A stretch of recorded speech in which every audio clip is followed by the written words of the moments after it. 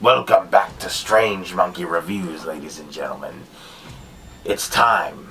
It's October, folks. And you know what that means? It's Strange-tober, the 5th annual Strange-tober. That's right, we are going to keep this tradition going, and we're going to kick this off with a review for the highly anticipated Saw 10. That's right, there's 10 of these movies. You don't like it, you get the hell out of here right now. Saw 10 is directed by Kevin Grutert, and it stars Tobin Bell, Shawnee Smith, Sinov Lund, Renata Vaca, Stephen Brand, and Joshua Okamoto. So, this movie takes place in between Saw 1 and Saw 2. That is very important. Why did they decide to do this and tell an untold story? I don't know, folks. But anyway, it revolves around John Kramer. Of course it does. His health is in decline. He's got months to live, basically cancer. The clock's ticking for this man.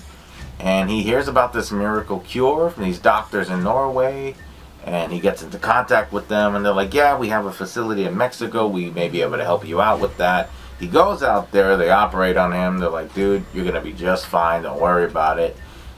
And then some time after that, he finds out that it was a scam. They screwed this man over. And, well, you know what happens when you try to mess with John Kramer. You get put in traps. It's time for John Kramer to hand out life lessons like he's handing out hotcakes. All right? Now then, some of you will say, oh, but John Kramer's an evil little man. No. If you follow these films, John Kramer he's just a victim of a series of unfortunate events which made him become the man that he is. So anyway, is the film scary? Not so much. This franchise is not really all about the scares. It's more about grossing you out. And there are a lot of scenes that are pretty disturbing, as usual. That is something that you see in these Saw films. The traps especially, they're fucking incredible. But yeah, more disturbing than any scares, I must say. And the acting, amazing as always. This is a very different Saw film, but I must say, like, yes, they're trying to go back to basics, but this focuses more on John's story and his situation. You know, yes, you see familiar faces. You see John. You see Amanda in here, rounding up the crew. But Tobin Bell gave one incredible performance, quite possibly the best performance in this whole franchise, because he's struggling with his health and he's struggling to deal with this situation where these people lied to him. They are taking his money and other people's money, and they're toying with lives. They are giving you false hope. This man trusted this woman, this doctor, Cecilia, and her team of medical experts and doctors, or whatever the hell they are, surgeons, and they all lied. That's horrible. That is a punch to the gut. And of course, John has done things that he's not a perfect person himself, but in this case, oh my God, these people are all monsters. So, yeah, and of course, Shawnee Smith returning as Amanda, she was great as always, and the actress who plays Cecilia, Sinov Lund, I believe that's how she was great, and you're going to see later on why these people were put in traps. Obviously you know why, but when the story progresses and then you see how they act as the traps go on and on, you're gonna see why they all deserve to really be put in here, because these people are just garbage. They're horrible people. All right, but yeah, and the actress that plays Gabriella, she was great.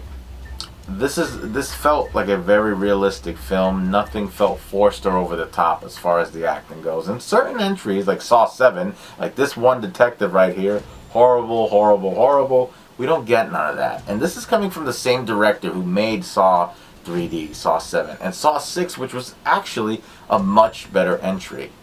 And I think in Saw 6, there's actually a conversation with John and the guy who runs the health insurance company in that film. And they're talking about John looking for a miracle cure. And I think this is that story. They pulled a Rogue One when they talk about the rebel spies in Star Wars, and then boom, they made a whole movie out of it.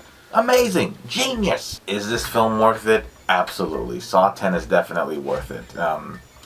We needed to go back to basics, you know, for these victims to be put in these dark and disgusting looking rooms with that lighting that is very familiar to us, where you're in an abandoned, gritty. We just needed that look, you know, that signature style from Saw, that your people are put in this dark, fucking dirty and disgusting rooms, and that sense of hopelessness, and the clock is ticking and you have to get out of these traps, and everything else just looked too damn clean. You know, you needed that atmosphere, that familiar, you know what I'm trying to say. You needed that. These last couple of movies, it was absent. You needed that. I dare say this is one of the best entries. I would say top 3 for me. This basically has everything that you want in a Saw film. The traps, Jigsaw doing his thing, you know, you got Amanda, you got all these crazy ass people in this film. And also there is a mid-credit scene. There's a mid-credit scene that's very interesting, and I'm just going to leave it at that. A lot of people out there are just saying, oh, why do we need another entry in this franchise? What's the point? Why do we need another one? You know, I know there are a lot of doubters out there, a lot of people who hate the Saw franchise at this point. Just let it die, you know? But like I said, I thought this was awesome. But don't take my word for it. Here's the international superstar, Moby Ley. Hello, horror freaks. It is I, the international superstar, Moby Ley. I just watched Saw X. It was pretty good. I enjoyed it.